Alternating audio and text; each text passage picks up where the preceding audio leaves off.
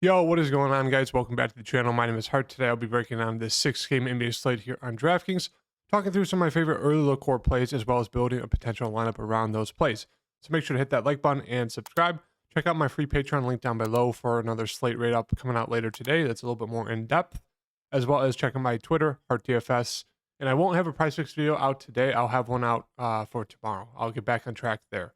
So yeah, thank you guys for tuning in. Hit that like button and let's get into this video. Before I get into the breakdown, just want to recap my weekend. I pretty much took the weekend off, if you guys saw on my YouTube post and on Twitter. But I did try to qualify, do a last second qualification for the Fantasy Basketball World Championship. Really wanted to try and qualify for that. This was my first attempt here. And this was the, I think, $49 single entry out of 22 people. Got, ninth place, so it didn't come too close there in that one. The GOAT Chipotle Addict ended up taking that one down there. And then last night I tried again here. I think this is like the $9.47 or excuse me, 73 person one where I got 11th place. It was looking great until it was just super frustrating that Boston and Celtics, or the Celtics and Knicks game. I was looking great. I had a really legit shot of taking down this one to get the $307 qualifier ticket. But unfortunately, that game went to double overtime, and then dudes like, as we can see here, Barrett got 53, Randall got 50. I think Tatum ended up getting like 65, 66 right there. Yeah, so it was super frustrating because a lot of these guys in the top 10 had like 3 or 4 of those guys, so it kind of knocked me out. But as you can see here, lineup still scored 370, so kind of happy with the process that I landed on. Yeah, that was it. I didn't do any GPPs, just really try to qualify for those, fantasy basketball world championships. I think today is the last day, so if you guys are interested, you can try qualifying for that tonight. I think there's a couple more contests, the last ones. Otherwise, you got to wait for next season. But yeah, let's get into this breakdown. 6 games should be a pretty quick breakdown, just because I know these games start pretty quick here. Hope you guys all had a great weekend. Or if you took some time off, hope it was very relaxing. But moving on to this 6-game slate breakdown. For the first one, we have Boston and Cleveland. For the Boston side, obviously they're coming off that double overtime game to last night. I'm not sure if there's going to be any potential of these guys sitting out. I would doubt there is, but definitely keep an eye out on that. Brogdon did miss last night's game. I'm not sure if he'll be back for tomorrow. Williams is out. Horford is questionable. So, he did play 46 minutes for an older guy. So there could be some value opening up for this Boston side. But as of right now, let's just assume everyone's in. If they are, I like the price on Brown and Brown and Tatum. They look great, like very solid GPP plays, even in a tough matchup here versus Cleveland. Should keep their ownership pretty low, especially coming off that huge, OT game. Maybe people are going to be like, oh, they're tired, they're going to sit, won't go to them. But as of right now, they look pretty solid. Marcus Smart's always just an interesting GPP option. Brogdon probably won't play. We'll have to wait for that. Derek White, if he starts again, I think he's a solid play. Didn't have the best game there. Didn't play a ton of minutes in the fourth in like the next 2 overtimes. Al Horford, he looks decent. No Robert Williams. He should be in line for big minutes. Obviously, he had probably his best game of the season there. But, he should be open. He should be playing big, solid minutes. So I don't mind him there at 5,100. That's really it. It's Grant Williams. You could definitely go to him as a value play there at 3,400. Don't mind it. But as of right now, it's just more strong secondary options for that whole Boston side.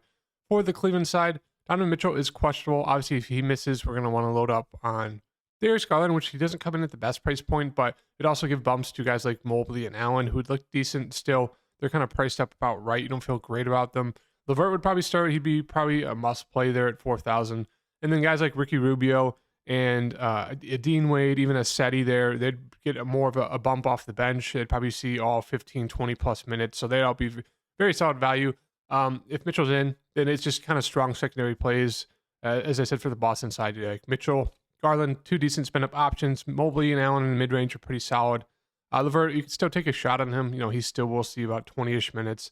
Hasn't been the best recently. Rubio's there, should see about 20 as well. So no real huge standouts in that first game. Moving on to Philadelphia and Indiana. For the Philly side, the news is that PJ Tucker and Harris are questionable. But right now, I think Embiid's one of the best plays on the slate. Same with Harden. Harden's been super aggressive recently in terms of scoring. As you can see, 31, 21, 20, 23, 27, and 38. Before there was like a big stretch here where you could see he was barely even getting to 20. He was just not really aggressive. He's really turned it on recently. So I do like Harden and Embiid. I think they're two of the best spin-ups of the day. Maxey, if he starts, is still a very solid play there. It's 5,500. Now, if Harris is out, maybe we get Melton moving in the starting lineup. I think he's a decent value. Only saw 24 minutes at the previous 31. So his minutes are all over the place. His production's all over the place. So he's not like the best value at 4,500, but he's definitely there. Maybe they start McDaniels would be a decent value. A guy who's not going to go out there and score you like 30 fantasy points, but could definitely get you like 20, 25. Maybe they throw like a House in there or Niang. So you could definitely, keep an eye out on those guys. But right now, it's really just Embiid and Harden for me. I'm just going to throw Embiid in for right now. Moving on to the Indiana side. Halburn had a huge game last night. Absolutely cooked the Bulls. Coming off of that 56 fantasy point game. 3 out of past 4, 50 or more fantasy points. So 9,200, a tough matchup, but Halburn should definitely be a very solid play. Miles Turner, a little bit riskier, having to guard Embiid. There was definitely that foul trouble. There's some blowout risk in this game, but yeah, these guys are all just kind of there. No real standouts to me unless, Halburn, if he misses, I know he's questionable. DK hasn't updated, but if he misses, going to want to load up on McConnell and Nembhard as the value plays. Naismith is questionable. Noir did start in place of him last game. It was reasonable, 21 fantasy points. So there's definitely some interest there if those guys end up getting ruled out. Moving on to Portland and Detroit. Dame obviously looks fantastic. I mean, we know what kind of streak he's been on. So if you want to pay up for Dame, don't mind that. Grant's there. He should be the secondary option on this team.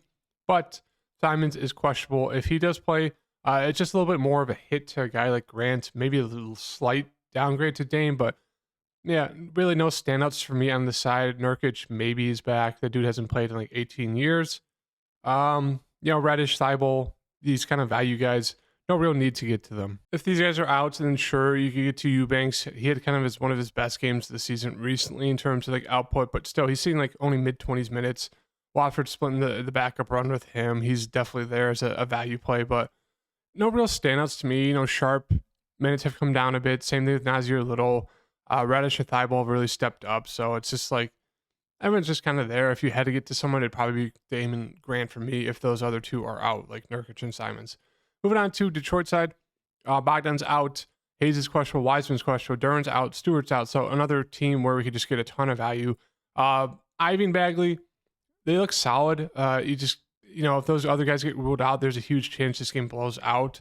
And you could definitely see a spot where Ivy and Bagley both lose a ton of minutes there. Bagley's coming off one of his best games this season. If they're all in, I think Hayes would probably be my favorite one, and then Wiseman. But right now, I'm kind of eyeing a guy like Hamidou Diallo, who should come off the bench, play mid-20s minutes. He's been pretty aggressive. Alec Burks is there. Only if he starts, I think he's viable. If he comes off the bench, no real interest. Hampton, he's seen more minutes, so you'd have to take a shot on him at 3,500. I think he's a decent risky value play. Livers, if he starts, I guess he's okay, but no real need to get to him. Magruder's questionable. So there's a lot of news coming from this Detroit side, so I kind of want to wait and see if we get some value from there. Moving on to Atlanta. On the Atlanta side, just more strong secondary options like DeJounte Murray. I think he'd been my favorite target, but Trey's definitely there. We know he's a ceiling. Capella, his minutes are all over the place. 35, then back-to-back games of 25. So it doesn't look like he's going to get the full run like we thought, but he's still productive. So you can definitely go to him at 6,100, even though it's not the best matchup. Hunter, I think he'd be my favorite play there. Should see 30-plus minutes. He's usually productive, kind of scoring dependent at times, but he's definitely a decent, solid play there in the mid-range at that price tag. So I do like him. Bogdan's always worth like a GPP dart throw if you want to get, a little bit riskier. Okongwu has been decent in terms of minutes. So, yeah, it's just another team where there's just not a lot of standouts. But I'd say right now, Hunter and then either DeJounte or Trey are pretty solid for me in terms of interest. On the opposite side, Jimmy's just too pricey for me, 8,900, even though he's been a little bit better recently, but still, that's just a ton to pay for Jimmy. I like Bam. He was very solid for me in that last game for 57 fantasy points. Obviously, playing the same team, another great matchup. Price really didn't move, so I do like Bam. Hopefully, his ownership's not a ton, just because people probably will chase that box score. Tyler Hero's decent, price tag. I do like those two. Kevin Love is, I think, going to be out, so they'll probably start Martin, Vincent, Tyler, Bam, and Jimmy. Jimmy. So then they'll probably bring Victor, Zeller, maybe Highsmith off the bench, but no real interest. I do like Victor once again. Only playing low 20s, but he still has a pretty solid ceiling. If he hits some shots, he could definitely get extended run. So I think he's definitely worth a look as a cheap value play there, and a pretty solid matchup. So I think I'm just gonna throw him in there for right now in our lineup. I think I'm gonna throw Bam in there as well. And then moving on to Toronto and Denver. On the Toronto side, we're getting pretty cheap price tags for a guy like Pascal, who we know he's a very solid ceiling. It's just, it really hasn't been productive as of late, the past few games, but he's a pretty solid player. So I do like him. Van Fleet is, a guy that definitely has a huge ceiling, plays a ton of minutes. You just really need him to hit his shots. But I think he's a decent play at 8,500. Scotty's prices come down. We know he's a ceiling. It just sucks playing Scotty. So he's just more of a secondary option for me. No real interest in him as of right now. Podol's decent, but there's always that foul risk trouble with him. He's still really not seen more than 30 minutes in a game. Maybe this is the game where they do, just because they need him to guard Jokic, but you never really know. OG's there. He's okay. Gary Trent, 5,600. He's coming off his best game in a while. So, yeah, no real interest. Maybe you could take a shot on one like a Boucher or a Chua if you do think Podol gets in foul trouble. But yeah, right now, not a ton of interest for me. That's really it. Boucher maybe is like a dart throw value play, but right now it's really just gonna be Van Fleet or Siakam for me. On the Denver side, Jokic, fantastic spend up play. I mean, it's Jokic. If you get enough salary to pay up for him and you feel, solid enough with the value, you should definitely do that. Murray, I do like Murray a good amount. He's always very solid play, usually not really high owned at all. And he has very, very solid ceiling. His floor has gone up a ton too recently. He's getting close to like 40 fantasy points per game average. So I really like Murray. I'm going to throw him in there for now. Gordon, I think he's a sneaky play here at 6,000. His upside's kind of limited playing alongside Jokic, but we've seen some big games playing alongside Jokic and Murray. But yeah, 6,000 is definitely worth a price tag to maybe take a dart throw on if you're playing multiple lineups. Porter Jr., he's just there. Another guy you could definitely take a shot on, but you don't feel great about it. KCP's decent value here. Don't mind going to him. Should play about 30-ish minutes. Reggie Jackson, you could always force him in there. But yeah, it's really just going to be kind of the main two for me, and that's really it. And then moving on to the last game, Pelicans versus Sacramento. Obviously a great game environment here. You could definitely game stack this game. I don't hate that. Brandon Ingram, his price tag is just kind of one of those where it's like going to be pretty low owned just because people don't like the price tag, but it's a great matchup. He's been productive recently, so you could definitely go to him. I don't mind it. He looks pretty solid. CJ, kind of the same thing. I like both of them. They should be in line for huge minutes. You just need them to hit their shots. J-Vout is questionable. If he misses, obviously Hernangomez most likely will start. We haven't really seen big minutes or big games for Hernangomez. They've kind of been going smaller with like a guy like Narji Marshall. So we'll have to wait and see. I mean, I don't think anyone's going to be able to guard Sabonis, so they'll probably have to go bigger with like a Hernangomez or Hayes. Yeah, definitely keep an eye on that. If J-Vout does play, you can definitely take a dart throw on him if he's not on minutes limit. Definitely has a huge ceiling. But if he's out, we're going to load up on a guy like Hernangomez or a guy like where'd he go? Jackson Hayes. They'll kind of split the center minutes there. But I still just prefer going with Hernangomez, even though he's a little bit pricier, just because he gets the start. Jay Rich is out, so it's just more viable for guys like Herb Jones and Trey Murphy, who are decent value plays. Don't mind getting to them. But yeah, no real standouts. They're all just kind of decent plays. You can definitely take a dart throw on a guy like Najee Marshall, whose minutes have been out because they've kind of been closing with him over Hernangomez and Hayes. But there's always that risk that they do end up closing with one of the bigs who had to try to guard Sabonis. On the other side here, we got Sabonis, who looks like a very solid play, 10K. Fox has been fantastic recently in terms of scoring, so I don't mind going to him, but he still seems a little bit too scoring dependent for me.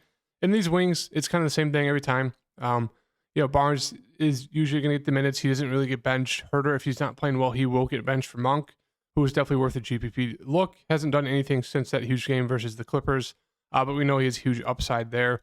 Murray's been decent recently as well, so yeah, I think right now, standouts on this Sacramento side would probably be Sabonis. Obviously, you got to mention Fox with how well he's been playing, and I do really like taking a shot on Monk. But that does it for the breakdown. In terms of like core plays, I think right now my core plays would be Embiid, Jamal Murray, Bam, and DeAndre Hunter. Those four for me. I think Oladipo is obviously a little bit of a riskier play, but let's try to fill out this lineup real fast here for a shooting guard position. About 4,700 left over. Let's see who we can get to here. I don't mind going to Gabe Vincent, even though he really hasn't been productive. He always take a shot at Max Strus, even though he's pretty score independent. I think right now we're going to throw in KCP there. I do like their price tag for him. Minutes are there. He's been pretty efficient, so I do like him a good amount. 5,100 left over. We could get to Horford if he does play. Don't mind taking a shot on Kevin Love if he does play, but I think he's probably going to be out. Let's see here. Naismith, if he's out, we can definitely look to a Noara once again. Obviously, it's not the best matchup, but I think we'll just go with Najee for now. Obviously, we have to wait for that J-Val news because that would definitely affect Najee's minutes. And then 6,600 left over. We can go to... Not a lot I like in this power forward range. They're all pretty cheap too. Can we move anyone around? We'll just go with it for now. We'll just go with the Bagley. Obviously, there's a ton of news we kind of have to wait for. We'll change these lineups, or we'll change kind of everything. But as of right now, as I mentioned, my kind of core plays are going to be these. These 4 players. Let me get Jamal back in here. These 4 players: Hunter, Bam, Jamal, and Embiid. And then I'll update you guys on my Twitter and free Patreon about where else I go. So yeah, thank you guys for tuning in. Hope you guys liked the video. Hit that like button. I'll see you guys in the next video. Peace.